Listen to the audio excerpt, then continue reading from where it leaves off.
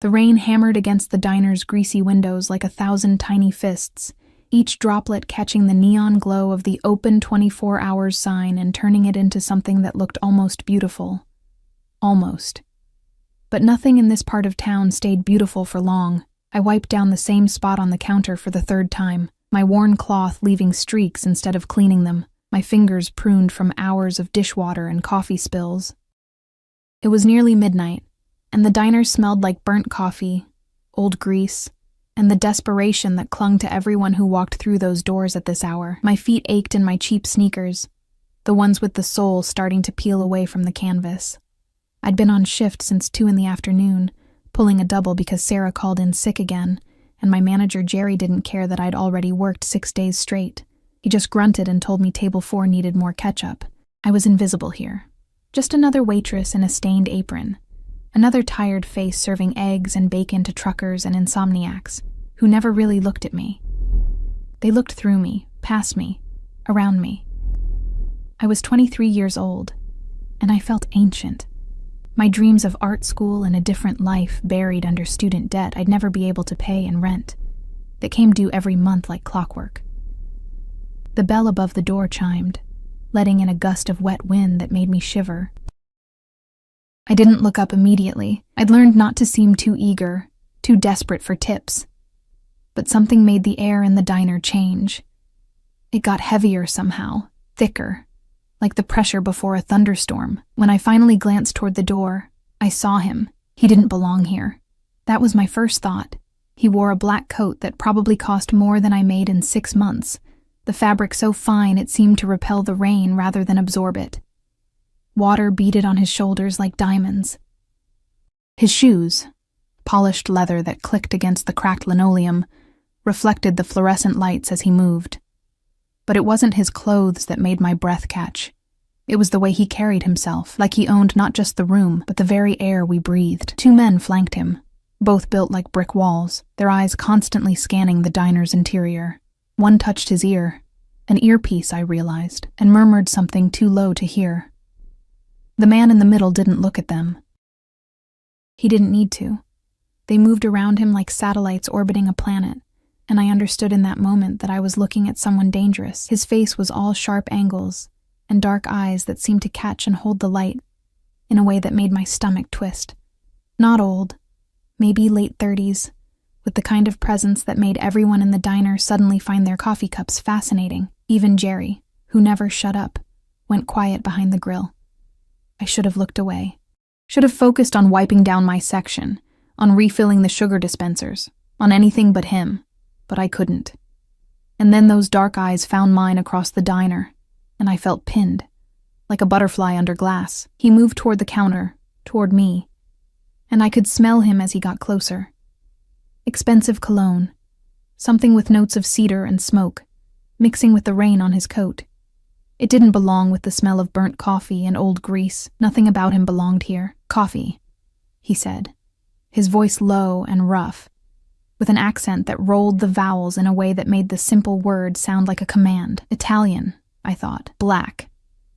My hands shook as I reached for the pot, and I hated myself for it. I'd served hundreds of customers, thousands maybe.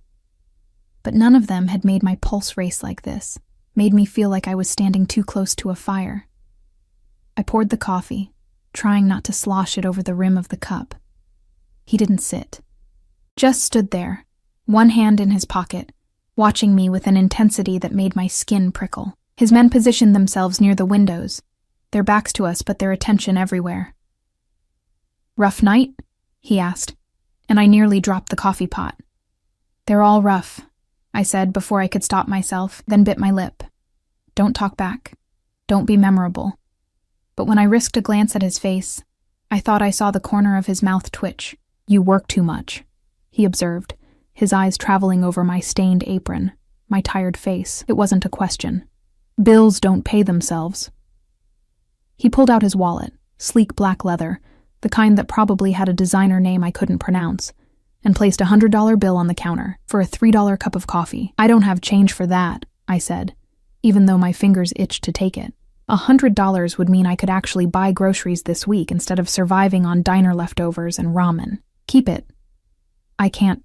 You can. His tone left no room for argument, and something in his eyes made me understand that refusing would be more dangerous than accepting. So I took the bill with trembling fingers and shoved it in my apron pocket, my face burning. He took a sip of the coffee, and I waited for him to grimace at how terrible it was, but he just nodded slightly. One of his men murmured something, touching his earpiece again, and the dangerous man's expression hardened in a way that made my blood run cold. Problem? I asked without thinking, and immediately wanted to take it back. Don't ask questions. Don't get involved. But he looked at me again, really looked at me, like he was seeing something he hadn't noticed before. Always, he said softly, then set the cup down. He turned to leave, his men moving with him like a well-choreographed dance. They were almost at the door when I heard it. A small, pathetic sound that didn't belong to the rumble of thunder or the drum of rain, a whimper. A child's whimper. I moved without thinking, slipping out from behind the counter and peering through the streaked window. The rain was coming down in sheets now, turning the parking lot into a small lake, and there, huddled beside a black SUV with tinted windows, was a little girl.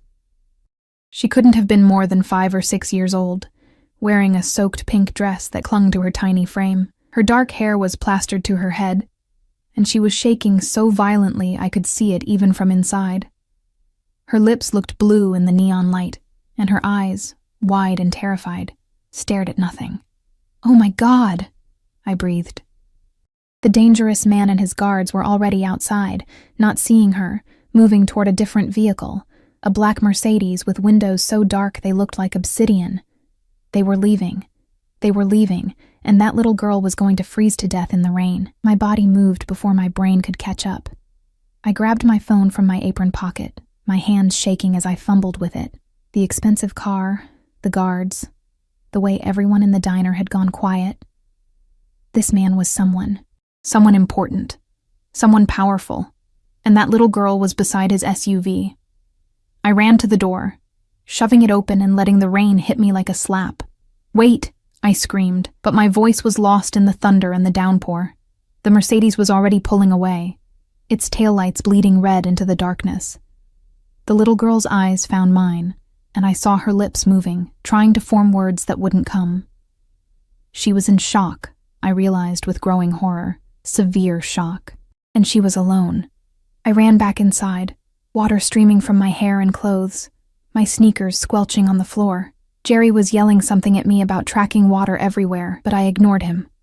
I grabbed the diner's phone, the landline that still worked when cell service got spotty, and my hands were shaking so badly I could barely hold it. There was a business card on the counter, black and expensive looking with gold lettering. The dangerous man must have left it when he paid. There was no name, just a phone number with an Italian country code and a symbol, a lion with a crown. I didn't think. Didn't pause to consider what I was doing, or what it might mean. I just dialed the number with trembling fingers, listening to it ring once, twice, 3 times. My heart was hammering so hard I thought it might break through my ribs. "See?" A male voice, sharp and suspicious.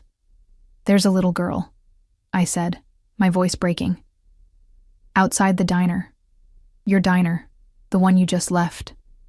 She's shivering in the rain and she can't speak, and I think she's in shock and I don't know what to do." The line went dead silent for 3 long heartbeats. Then, "Don't move. Don't touch her. We're coming back." The call ended with a click that sounded like a gunshot in my ear. I dropped the phone and ran back outside, not caring about the rain or Jerry's shouting or anything except that little girl huddled in the darkness. I crouched beside her, not touching.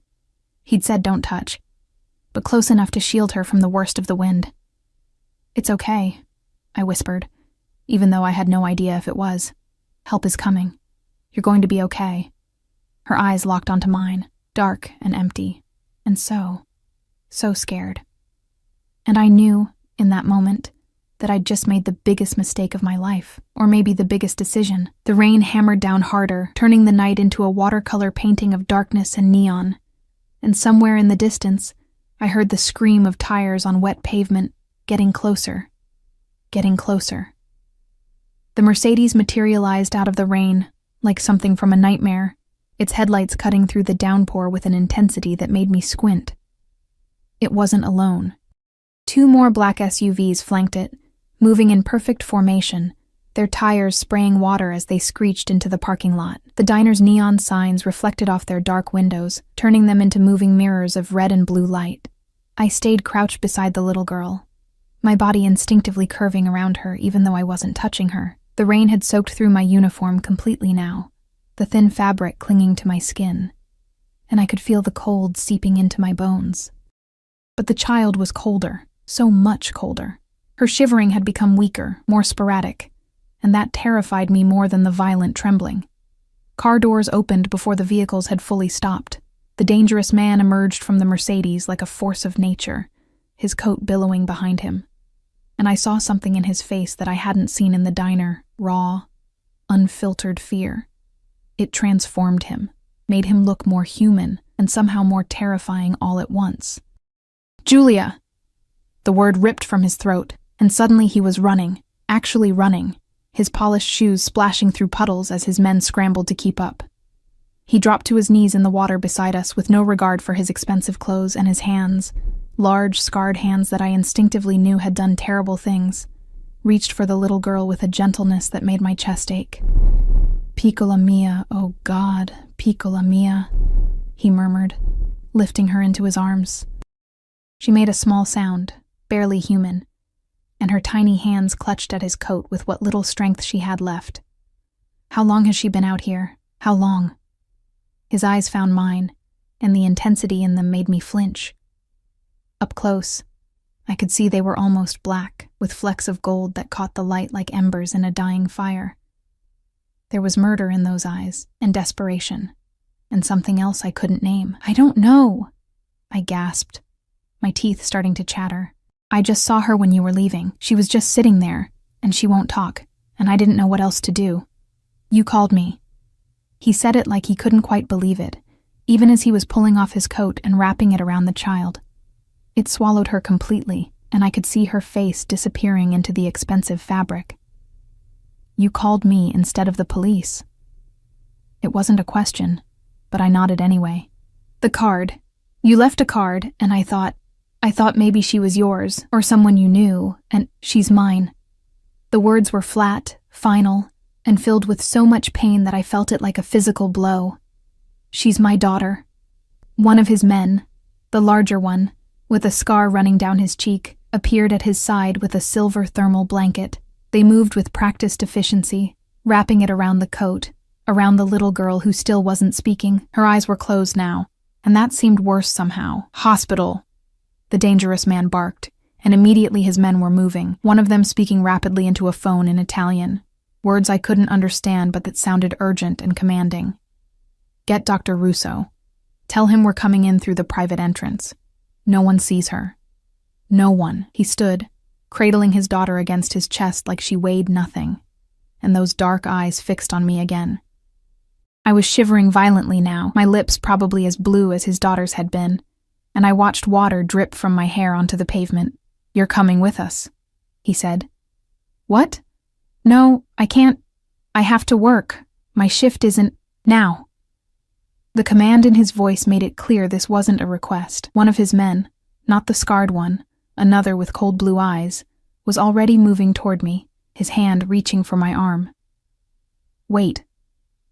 I tried to step back, but my legs were shaking too badly.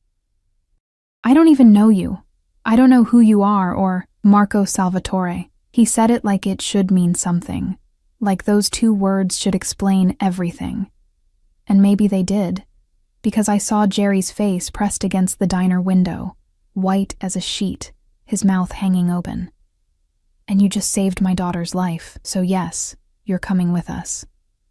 The man with blue eyes, his grip was gentle but absolutely firm, guided me toward one of the SUVs. I looked back at the diner, at Jerry and the few customers who were all staring now, their faces a mixture of shock and fear and something that looked almost like pity. "My things," I heard myself say stupidly. "My purse is inside. We'll get you whatever you need." Marco Salvatore was already moving toward the Mercedes, his daughter secured in his arms. "Get her in the car, Alessandro. Make sure she's warm." Alessandro, the blue-eyed man, nodded once and opened the SUV's door. The interior was all black leather, and the smell of expensive cologne and gun oil. I could see a weapon holstered under his jacket as he helped me inside, and my brain finally caught up with what was happening. I was getting into a car with armed men who worked for someone named Marco Salvatore, a name that made my manager look like he'd seen a ghost. Men who moved like soldiers and spoke in codes, and probably did things that would make me sick if I knew the details. But that little girl, Julia, she was so small, so cold, and her father's face when he'd seen her. The door closed behind me, sealing me in warmth and leather, and the point of no return. Another man slid into the driver's seat, and Alessandro took the passenger side, his hand resting casually near his weapon. The Mercedes was already pulling out of the parking lot, and we followed, the third SUV taking up the rear. "Where are we going?" My voice sounded small, foreign. "Private hospital," Alessandro said without turning around. His English was perfect, barely accented. "Mr. Salvatore has arrangements." Of course he did. Men like that always had arrangements. We drove in silence through rain-slicked streets, the city passing by in blurs of light and shadow. I pressed my face against the window, watching familiar landmarks become unfamiliar in the darkness. We were heading toward the north side, where the buildings got taller, and the cars got more expensive, and people like me didn't exist except to serve coffee and clean floors. My phone buzzed in my pocket. Probably Jerry, probably firing me. I didn't check it. My hands were still shaking, and I couldn't tell if it was from cold, or fear, or the adrenaline that was starting to crash through my system. "You did good," Alessandro said suddenly, and I jumped.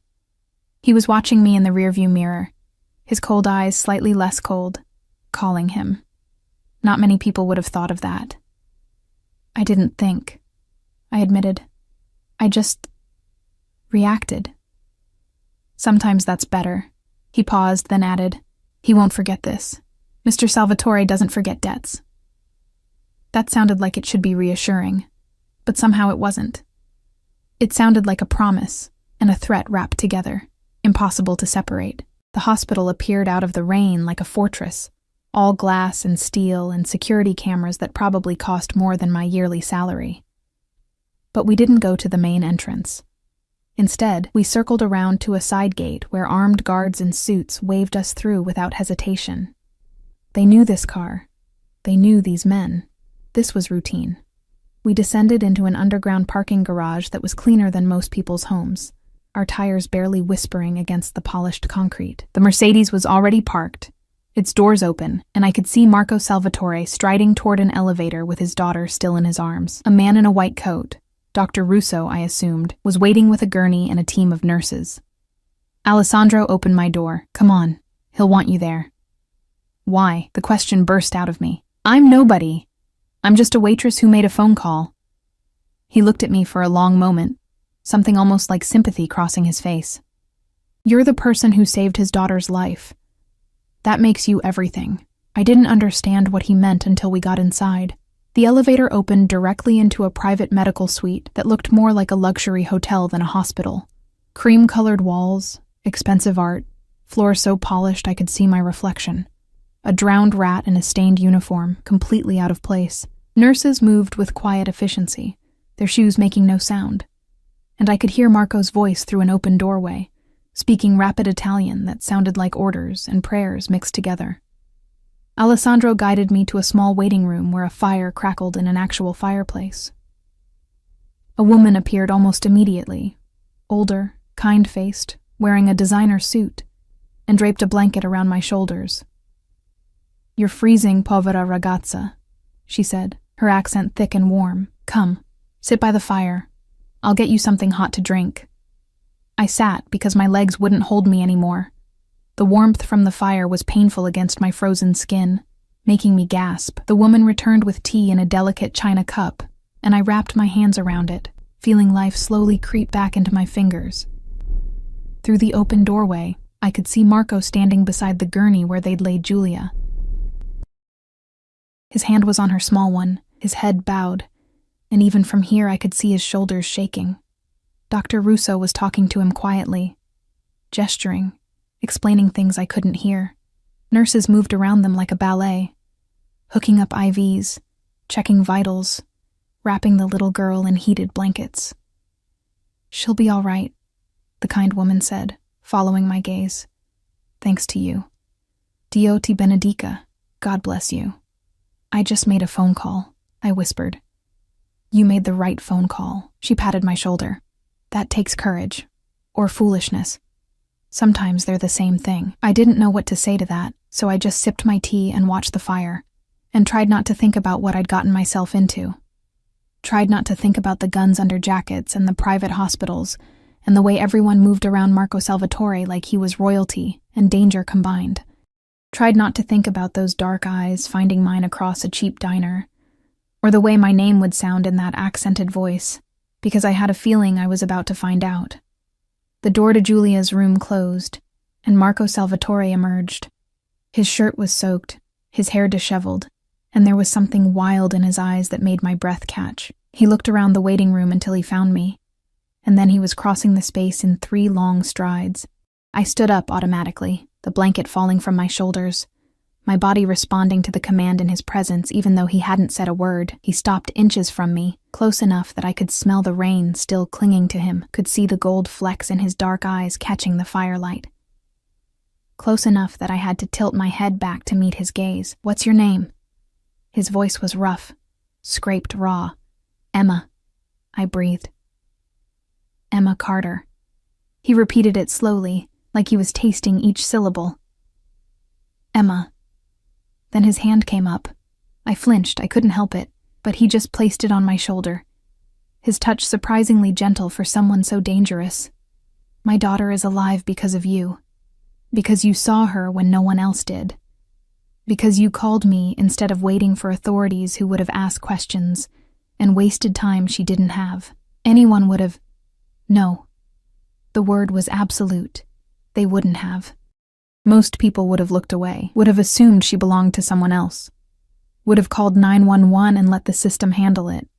You didn't. You acted. You saved her. His hand moved from my shoulder to my face, his thumb brushing my cheek, and I realized I was crying. I hadn't even noticed. "I owe you a debt," he said softly, and something in those words sounded like a vow. "And I always pay my debts, Emma Carter. Always." I should have been afraid, should have pulled away from his touch, from the intensity in his eyes, from the promise in his words that sounded like it came with chains attached. But all I could think about was that little girl's blue lips, and the way this dangerous man had fallen to his knees in the rain for his daughter, and I wondered what kind of prison I'd just walked into. 3 days. That's how long I stayed in Marco Salvatore's world before I understood that leaving might not be an option. The first night, they gave me a room in what I learned was Marco's penthouse, a sprawling apartment that occupied the entire top floor of a building in the most expensive part of the city. Floor-to-ceiling windows overlooked the glittering skyline, and the furniture probably cost more than I'd earn in my entire lifetime. The bedroom they put me in was bigger than my whole apartment, with a bed so soft I sank into it like a cloud, and a bathroom with heated marble floors. "Just for tonight," Alessandro had said, his tone making it clear this wasn't a request. "Until we're sure Giulia is stable. Mr. Salvatore wants you close." I should have argued. Should have insisted on going home, but I was exhausted, still shivering despite the warm clothes they'd given me, expensive cashmere that felt like sin against my skin, and some part of me wanted to know that the little girl was okay. Just one night, I told myself. Then I'd go back to my life. Except the next morning, I woke to find new clothes laid out on the chair beside my bed. Not just any clothes. Designer labels I'd only seen in magazine spreads. Perfectly sized to fit me. A note in sharp, masculine handwriting. "Stay, please. MS." That please felt more dangerous than any demand. I found Giulia in a converted bedroom down the hall that had been transformed into a private recovery room. Medical equipment hummed softly, but they'd tried to make it less clinical. Stuffed animals on the windowsill, soft pink blankets, a mobile hanging above the bed that cast dancing shadows on the ceiling. She was awake, those dark eyes, so like her father's, tracking my movement as I entered. "Hi," I said softly, approaching slowly, like she was a wild animal that might spook. "I'm Emma. Do you remember me?" She didn't respond, just stared, her small hands clutching a worn stuffed rabbit that looked out of place among all the expensive things. Dr. Russo appeared in the doorway, his kind face creased with concern. "She hasn't spoken since we found her. Selective mutism, triggered by trauma.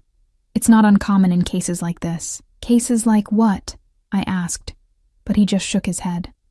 "That's not my story to tell." Marco found me an hour later, standing at the window in Julia's room while a nurse checked her vitals.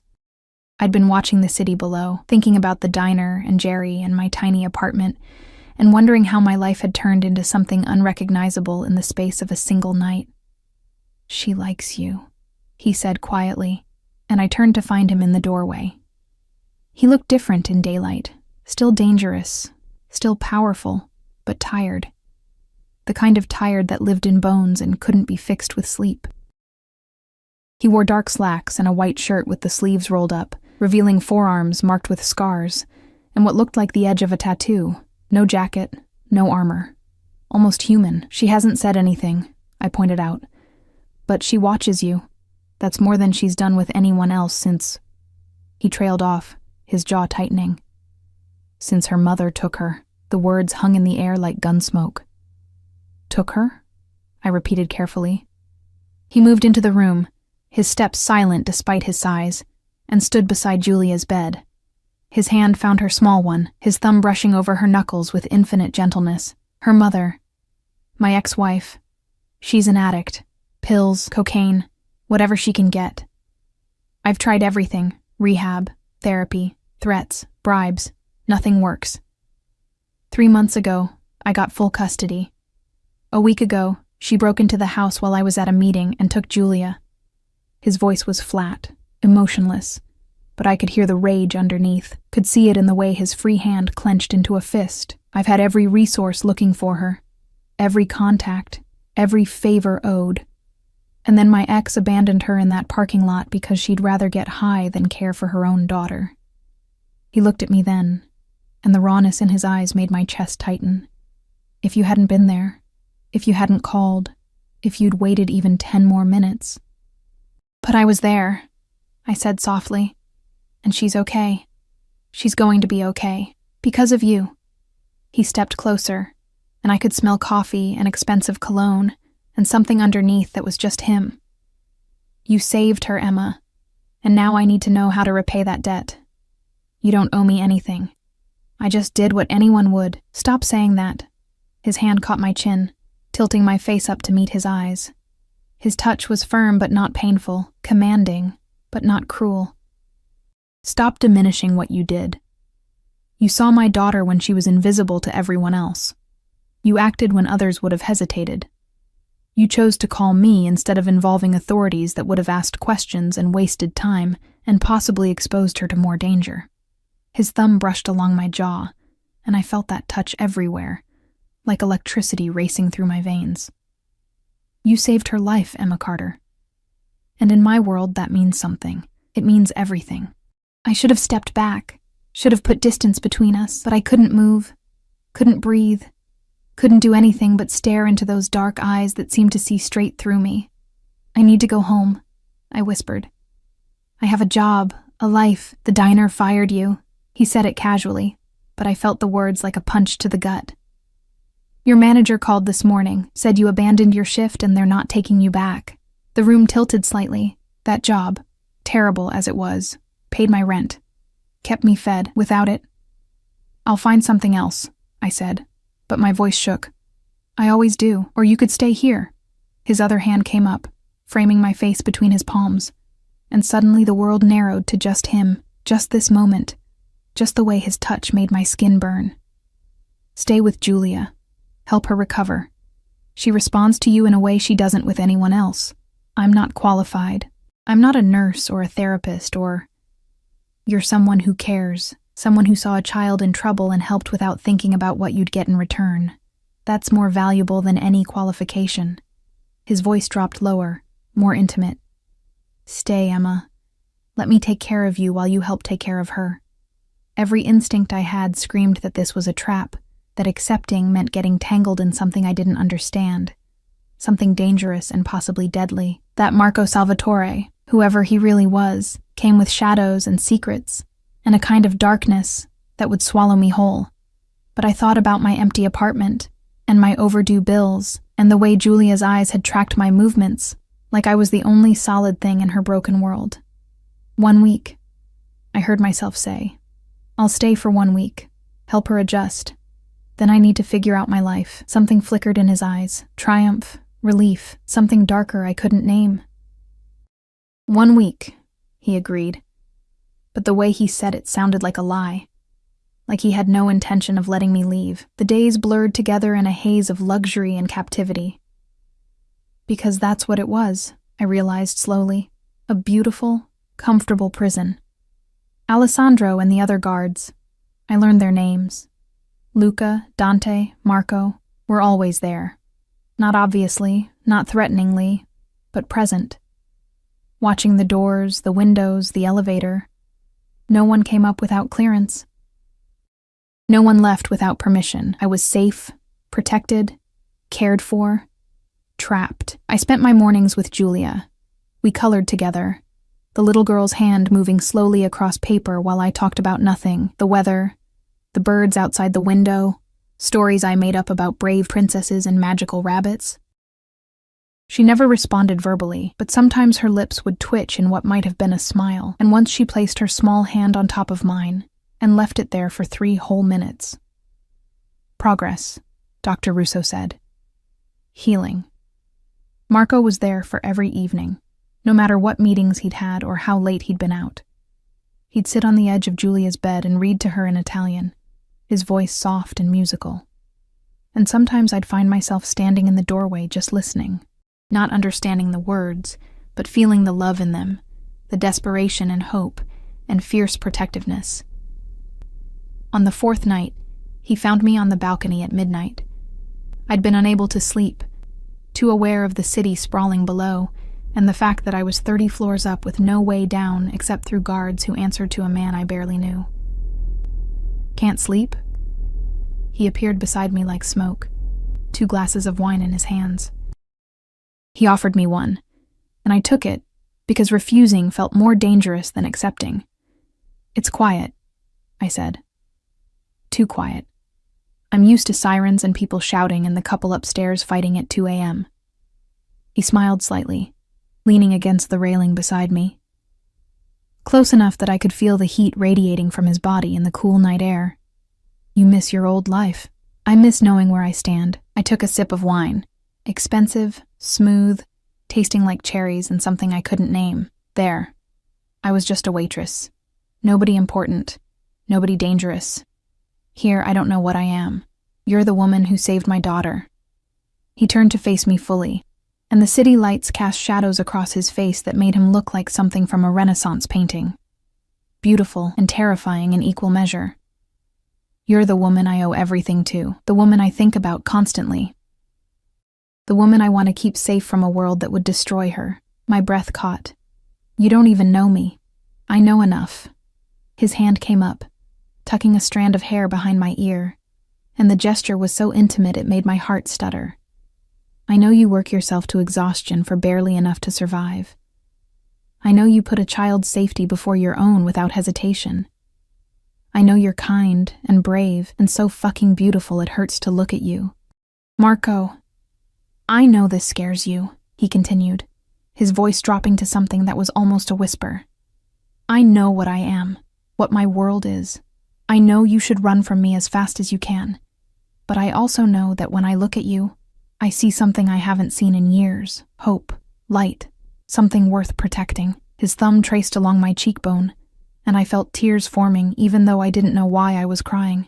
Stay, he whispered. Not for a week. Stay, let me take care of you. Let me show you what it means to be cherished instead of invisible. Let me give you a life where you don't have to struggle and scrape and survive on scraps. That sounds like a cage, I said, but my voice had no strength behind it. It's only a cage if you want to leave. His forehead touched mine, and I could feel his breath against my lips. And I don't think you do. Not really. I think you're tired of fighting alone. I think you want someone to see you, really see you, the way I do. He was right, and that terrified me more than anything else. Because some part of me, the part that was so tired of being invisible, of struggling, of wondering where my next meal would come from, wanted exactly what he was offering, wanted to sink into the luxury and safety, and let someone else carry the weight for once. Wanted him, even though I knew it was dangerous. I'm not a good man, Emma, he said against my skin. I've done things that would make you sick. Hurt people. Destroyed lives. But for you, for my daughter, I would burn the world down and stand in the ashes, smiling. It should have horrified me. Instead, it made something dark and needy twist in my stomach. 1 month, I whispered. Let me stay for 1 month. Help Julia. Figure out what this is. His smile was slow and dangerous and full of promise. 1 month, he agreed, and then his lips brushed against mine. Barely a kiss, more like a vow. And I tasted expensive wine and danger and the death of my old life. When I pulled back, I saw Julia standing in the doorway, her stuffed rabbit clutched to her chest. She was watching us with those dark, knowing eyes, and for the first time since I'd met her, I saw her smile. A real smile, small and shy and beautiful. And I realized I'd just agreed to stay in a cage lined with silk and gold, and a man whose touch felt like fire. The question was whether I'd ever want to leave. The month passed like a dream, or maybe a nightmare disguised as a fantasy. Julia began speaking in the 3rd week. Not full sentences, just small words whispered like prayers. Emma. Papa. Rabbit. Each one felt like a miracle, and I watched Marco's face transform every time his daughter's voice broke the silence. He'd pull her into his arms and press his face into her hair, and sometimes I'd see his shoulders shake in a way that told me he was crying, even though he'd never let anyone see his tears. I became part of their routine without realizing it was happening. Morning breakfast together at the long marble table, Julia sitting between us with her rabbit. Afternoons in the playroom that had materialized seemingly overnight, filled with toys and books and art supplies that cost more than most people's cars.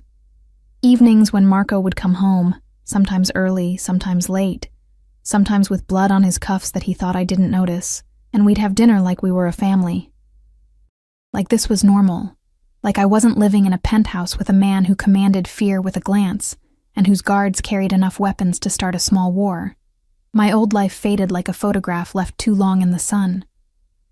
My apartment, I'd called my landlord to break the lease, and Marco had sent men to pack up my things. Everything I owned fit into 4 boxes that now sat in a closet in my bedroom. 4 boxes to represent 23 years of existence. It should have made me sad, but mostly I just felt numb. The clothes appeared gradually. At first, I thought they were temporary. Borrowed things to get me through. But the labels were cut out, sized perfectly to fit me, and they kept coming.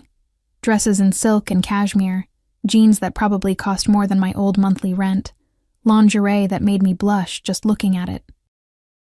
When I tried to protest, Marco just smiled that dangerous smile and said, "Let me dress you in things worthy of your beauty." It felt like being a doll, a cherished, expensive doll. Alessandro became my constant shadow. Wherever I went, even just to the building's gym or the rooftop garden, he was there. Professional, polite, but always watching. Once I tried to leave the building alone, just to walk to the coffee shop I'd seen on the corner. He'd materialized in front of the elevator like smoke, his hand gentle but firm on my arm. "Not without escort, Miss Carter. Mr. Salvatore's orders."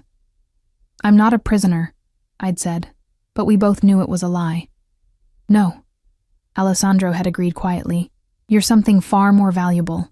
You're protected." The word tasted like chains, but it was the nights that truly trapped me. Marco had a way of finding me when the penthouse went quiet, on the balcony, in the library, once in the kitchen at 2 a.m. when I couldn't sleep. He'd appear with wine or coffee or nothing at all, and we'd talk. About everything and nothing. He told me about growing up in Sicily, about his father's legacy, about the weight of responsibility and the price of power. He never explicitly said what he did, but I wasn't stupid. The guards, the deference, the way people's faces went white when they heard his name, Marco Salvatore was a crime lord. Mafia. The kind of man my mother would have crossed the street to avoid. And yet, when he looked at me, I felt seen in a way I never had before. He touched me constantly, small, possessive gestures that felt like brands, his hand on my lower back when we walked, his fingers brushing my hair from my face, his palm cupping my cheek when he said goodnight. Never pushing for more, but the promise of it hung between us like smoke, thick and suffocating and intoxicating. "You're mine to protect," he'd said one night, his thumb tracing my bottom lip. "Mine to care for. Mine to keep safe from everything that could hurt you." "I'm not yours," I'd whispered. But it sounded like a question. Not yet. His smile had been pure predator. "But you will be." The truth arrived on a Tuesday afternoon in the form of a blonde woman in a designer suit and murder in her eyes. I was in the playroom with Julia, building a castle out of blocks, when I heard shouting from the main room. Alessandro's voice, sharp with warning, and then a woman's scream, wordless and full of rage. "Stay here," I told Julia, but she grabbed my hand with surprising strength, her eyes wide with fear. So I pulled her behind me and moved toward the doorway, my heart hammering. The woman was stunning in the way that only money and good genetics could create. Long blonde hair, perfect makeup, a dress that probably cost 5 figures, but her face was twisted with fury and something else, desperation, as she struggled against Luca's hold. "Let me go. She's my daughter. You can't keep me from my daughter." Marco stood in the center of the room like a pillar of ice, his hands in his pockets, his face expressionless, but I could see the rage in the set of his shoulders, the tightness around his eyes. "You lost the right to call her your daughter when you abandoned her in the rain to die," he said, his voice so cold it made my breath catch. "I didn't abandon her. I left her somewhere safe, somewhere she'd be found, in a parking lot, at midnight, in a storm, while you were high out of your mind." Each word was a bullet. "The doctors found cocaine and oxycodone in your system when the police picked you up." Again, Isabella, always again. So this was Julia's mother, Marco's ex-wife, the woman who'd stolen her own daughter and left her to freeze. Isabella's eyes found me and Julia in the doorway, and something ugly crossed her beautiful face. "Who the fuck is that? You replaced me? Already moved your whore into our home with our daughter?" "This was never your home," Marco said quietly, but there was death in his voice. "And Emma is worth 1,000 of you. She saved Julia's life while you tried to end it." "I didn't try to—" Isabella's voice broke, and suddenly she was crying, mascara running down her cheeks. "I love her. I love my baby. I made a mistake. I was confused and scared and—" "You were high." Marco moved closer to her, and I saw Luca tense, ready to intervene. "You've been high for 2 years. Through every broken promise, every missed visitation, every time you chose drugs over your own child. And now you expect sympathy?" "I expect to see my daughter." Isabella lunged toward us, and I automatically pulled Julia behind me more fully. The little girl made a small, frightened sound. The first sound of fear I'd heard from her, and buried her face in my legs. Marco's expression transformed into something terrible. "Get her out," he said to Luca. "Now. And make sure she understands. If she comes near this building again, if she tries to contact Julia, if she so much as speaks my daughter's name—" "You'll what?" Isabella spat. "Kill me? Go ahead, Marco. Put me out of my misery. At least then I won't have to watch you play house with some cheap—" The slap came from nowhere, and I flinched at the sound. But it wasn't Marco who'd hit her. It was Alessandro, his face cold and professional. "You will show respect in Mr. Salvatore's home," he said quietly, "or you will be removed by force." Isabella laughed, the sound brittle and broken. "Respect? From the man who took everything from me? Who stole my daughter and my life and—" "You destroyed your own life," Marco interrupted. "With every pill, every line, every choice you made that put your addiction before your family. Don't blame me for the consequences of your actions." Luca was already dragging her toward the elevator, her struggles weakening as whatever drug cocktail she was on started to fade. At the elevator doors, she turned back one last time. "She'll hate you," Isabella said, her voice thick with tears. "Eventually, Julia will hate you for keeping her from me, and your little pet. She gestured at me with contempt. She'll figure out what you really are and run screaming. The elevator doors closed on her face, and silence fell like a hammer. Marco stood motionless for a long moment, his back to us, his hands clenched into fists. I could see him shaking with suppressed rage, could practically feel the violence radiating off him in waves. Then Julia pulled away from me and ran to her father, throwing her small arms around his legs. "Don't let her take me," she whispered, the most words she'd spoken since the night in the rain. "Please, Papa, don't let her take me away from you and Emma." Marco dropped to his knees and pulled his daughter into his arms, his face buried in her hair. "Never," he said roughly. "Never, piccola mia. You're safe. You're home. No one will ever take you from me again." Over Julia's head, his eyes found mine. Dark and intense and full of something that looked like need and possession and a kind of desperate hunger. "Thank you," he mouthed silently, "for protecting her." I nodded, unable to speak past the lump in my throat. Because I'd just realized something terrifying.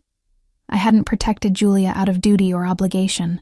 I'd protected her because she felt like mine. Because in the space of 3 weeks, this little girl had wrapped herself around my heart so completely that the thought of anyone hurting her made me want to commit violence. And Marco, he'd wrapped himself around something deeper. Something I didn't want to name, because naming it would make it real. That night, after Julia finally fell asleep clutching both her rabbit and my hand, Marco found me on the balcony. He looked exhausted, older somehow, the weight of the confrontation showing in the lines around his eyes. "I'm sorry you had to see that," he said quietly, coming to stand beside me at the railing. "Is she always like that?" "When she's using, yes, which is always." He rubbed his face tiredly. "I tried to help her, paid for the best rehabs, the best therapists, but you can't save someone who doesn't want to be saved. And Julia has full legal protection from her mother. Isabella's parental rights were terminated after she kidnapped Julia. She's not allowed within 500 feet of her."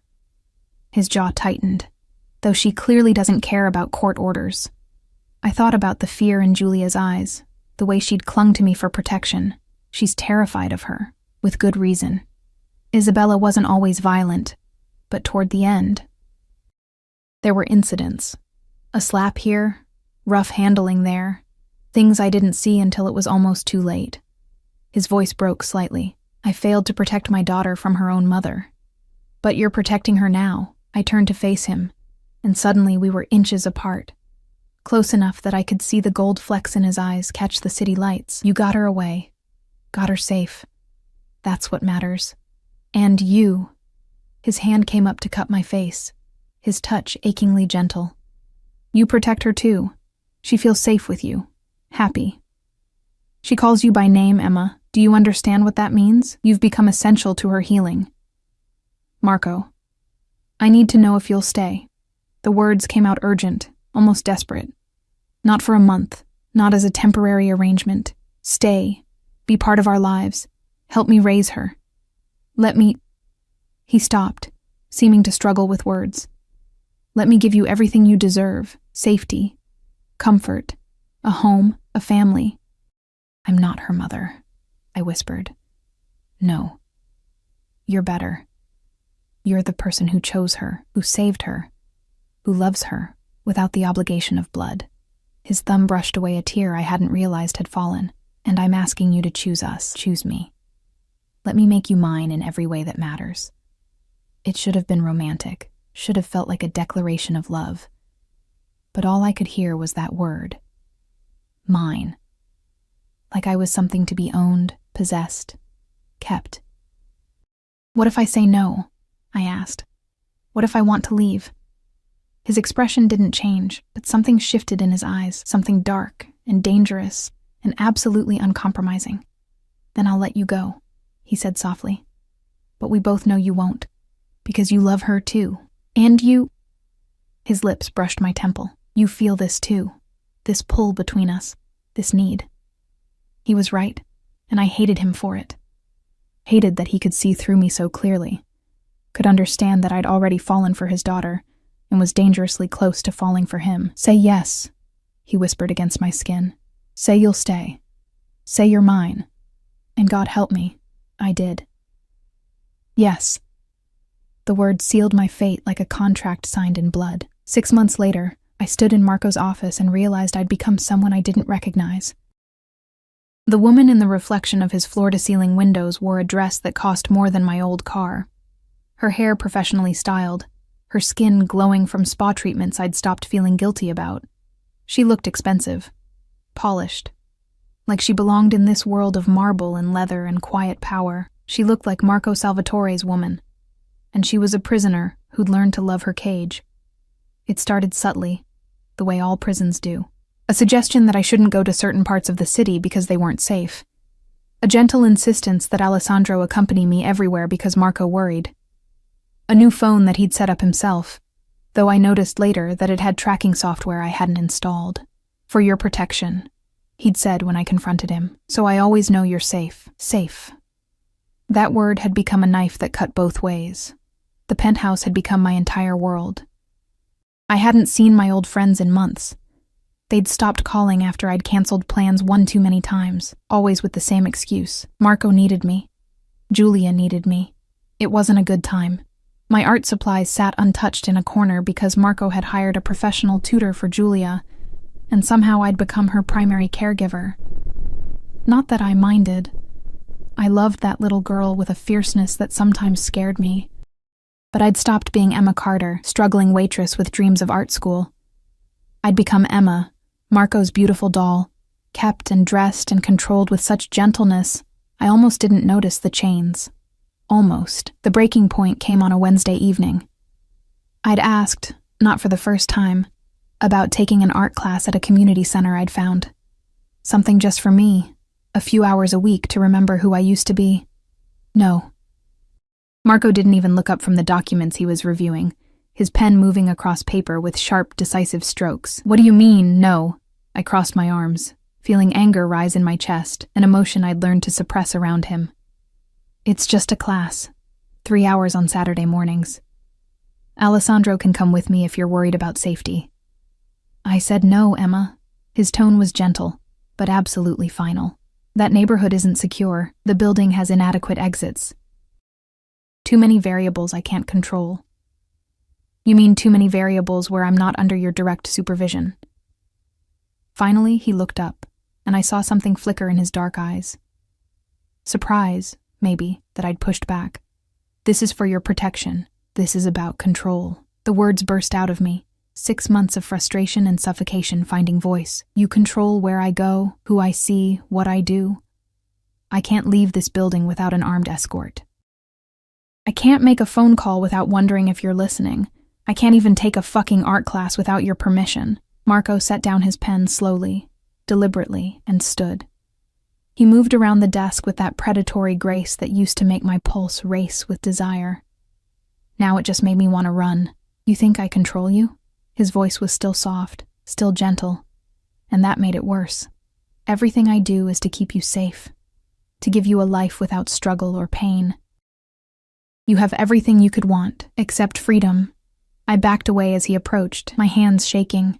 Except choices, except the ability to be a person instead of a possession. He stopped moving, and for a moment something that looked like pain crossed his face. You're not a possession. You're yours? I laughed bitterly. That's what you always say, isn't it? You're mine, Emma. Mine to protect, mine to care for, mine to keep. But what you really mean is mine to control, mine to cage, mine to own. Is it so terrible? His voice dropped to something almost pleading. To be cherished, protected, to never have to worry about money or safety or... Yes.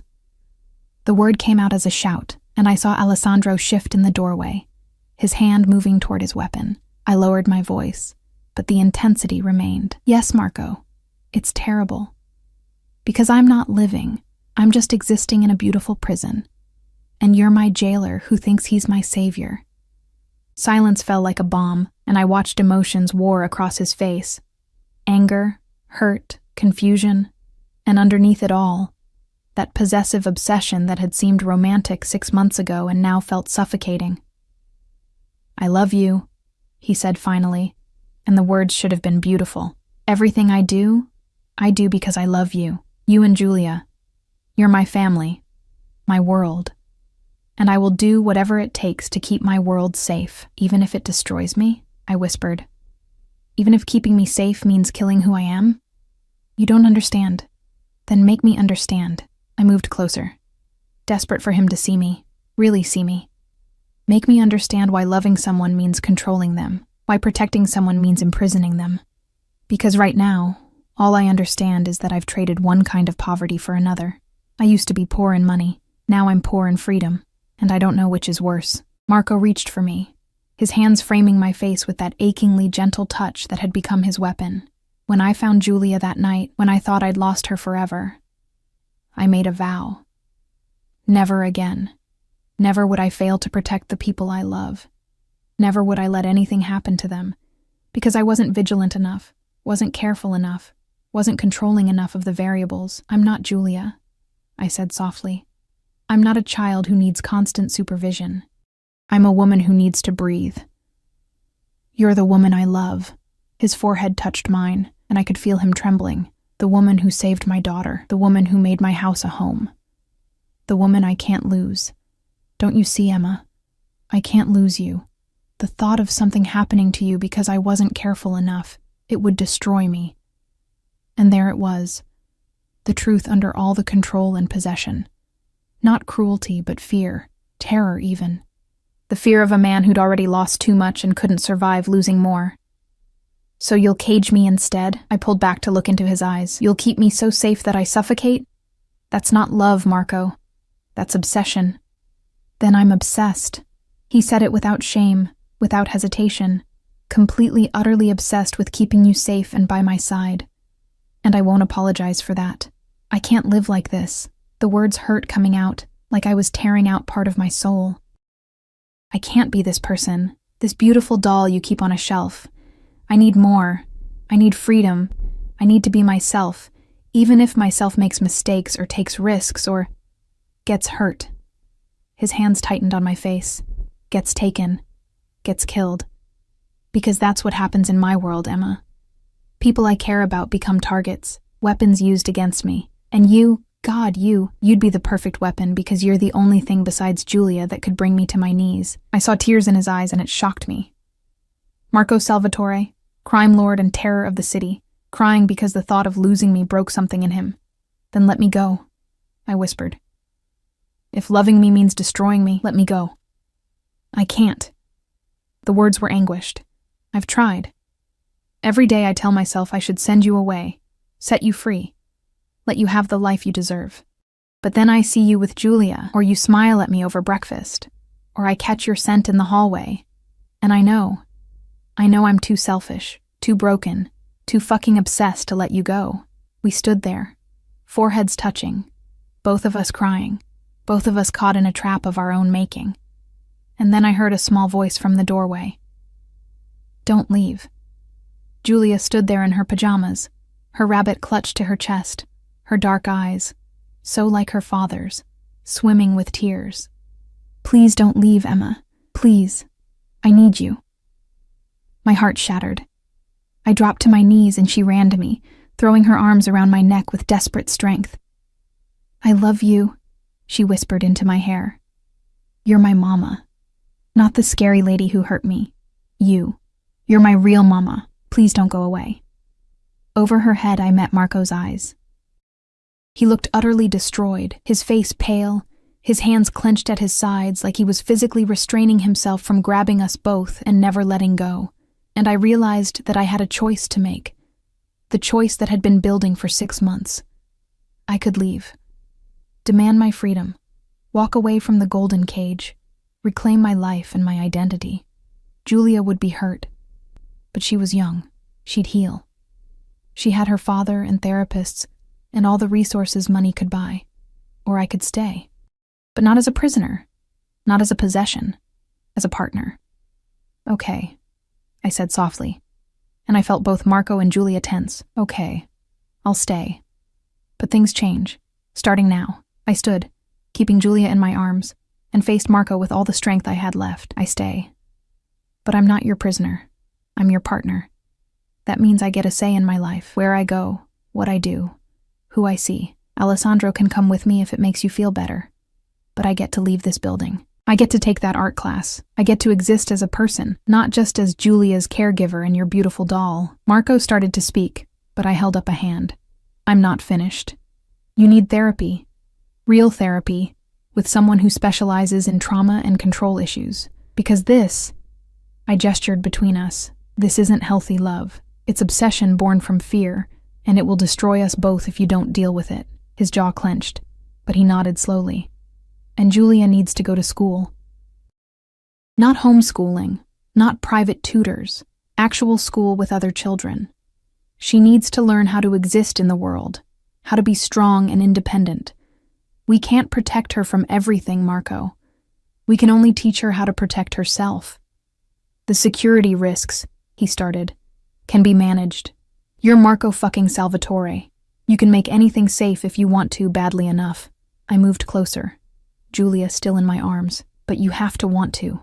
You have to want more for us than just survival in a beautiful cage. He stared at me for a long moment, and I watched him war with himself. The need to control versus the need to keep me happy. The fear of losing us versus the fear of destroying us. Finally, he moved. 3 long strides, and he was there, his arms wrapping around both me and Julia, holding us so tight I could barely breathe. Okay, he whispered into my hair. Okay, we do it your way. Therapy, school, freedom. Whatever you need. But you stay. Promise me you stay. I promise, I said, and felt the last of my resistance crumble. I promise I stay. I love you, you controlling, obsessive, impossible man. I love you and I'll stay, but we do this together. As partners, as equals. As family, Julia added, her small voice muffled against my shoulder. As family? Marco agreed, and I felt his tears on my neck. The changes came slowly, but they came. Marco started therapy the following week. Individual sessions with a specialist who worked with trauma and PTSD. It wasn't easy. There were setbacks and arguments, and nights when his need to control threatened to overwhelm everything else. But he tried. Every day, he tried. I took the art class. Alessandro came with me, blending into the background with professional ease, but I was there, creating again, remembering what it felt like to be Emma instead of just Marco's woman or Julia's surrogate mother. Julia started at a small, exclusive school with security measures that would make Fort Knox jealous. The first day, Marco was barely functional with worry, but she came home excited, chattering about her new friend Sophia and the art project they'd done. And slowly, painfully, Marco learned to let her grow. We weren't perfect.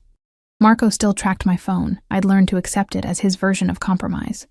I still had guards, still lived in his penthouse, still existed in his world of shadows and danger. But now it felt like a choice instead of a prison. Like I was choosing him, choosing this life, instead of being trapped in it. 6 months after that confrontation in his office, Marco asked me to marry him, not with a dramatic proposal or a public display, but quietly. In the dark of our bedroom, his voice rough with emotion. Make it official, he whispered against my skin. Be my wife. Let me give you my name and all the protection that comes with it. Let me love you openly, completely, for the rest of our lives. I thought about the girl I used to be, the invisible waitress with nothing but dreams and debt. I thought about the woman I'd become, stronger, more confident, learning to navigate a world of danger and luxury with equal grace. And I thought about Julia, asleep down the hall with her rabbit, calling me Mama without hesitation now. Yes, I said. Yes, I'll marry you. The wedding was small, just family and Marco's closest associates, held in the penthouse with the city sprawling below us like a carpet of stars. Julia was the flower girl, beaming in her white dress, and when Marco slid the ring onto my finger, a diamond so large it was almost obscene, I saw tears in his eyes. Mine, he whispered as he kissed me. And for once, the word didn't feel like a cage, it felt like a promise. 2 years later, I stood in the same spot on the balcony where Marco had first asked me to stay, but everything had changed. I was pregnant, 4 months along, barely showing but glowing according to everyone who saw me. My art was being shown in a small gallery downtown, paintings of light and shadow, and the beauty found in darkness. Julia was thriving in school, happy and confident, and surrounded by friends whose parents had no idea her father was one of the most dangerous men in the city. And Marco, he'd kept his promise. He still worried, still had moments where the need to control threatened to overwhelm him. But he'd learned to channel it differently, to protect without imprisoning, to love without suffocating. I felt his arms wrap around me from behind, his hands settling on my barely there bump with infinite gentleness. "What are you thinking about?" he asked, his accent curling around the words like smoke. "About that night," I said. "When I called you about Julia, when I made the biggest decision of my life without even knowing it, regrets." I turned in his arms to face him, this beautiful, dangerous, impossible man who'd stolen my freedom and given me a kingdom in return. "Not a single one," I said, and meant it. Because I'd learned that sometimes cages aren't made of bars, but of love and fear and the desperate need to protect what matters most. And sometimes, if you're brave enough to fight for your freedom within them, those cages can become homes. Marco kissed me as the city lights blazed below us, Julia's laughter echoing from inside where she was showing Alessandro her latest school project. And I thought about the girl I used to be, invisible and struggling and alone. She would have been terrified of this life. But the woman I'd become, Marco's wife, Julia's mother, artist and survivor and fighter, she'd found something better than freedom in its simplest form. She'd found freedom within love, found strength in partnership, found home in the most unexpected place, in the arms of a monster who'd learned to be a man. For her, for their daughter, for the family they'd built from ashes and rain, and a single phone call that changed everything. And as Marco's hand tightened on mine, his other hand protective over our unborn child, I smiled into the darkness and whispered the truth I'd learned through pain and love and transformation. I'm exactly where I'm supposed to be. The city glittered below us like scattered diamonds, full of possibility and danger and life, and for the first time since that rain-soaked night in a cheap diner, I felt like I could finally breathe, not because I'd escaped the cage, but because I'd learned that sometimes the cage becomes home when it's built by the right hands. And Marco's hands, scarred and dangerous and achingly gentle, had built me a home I'd never want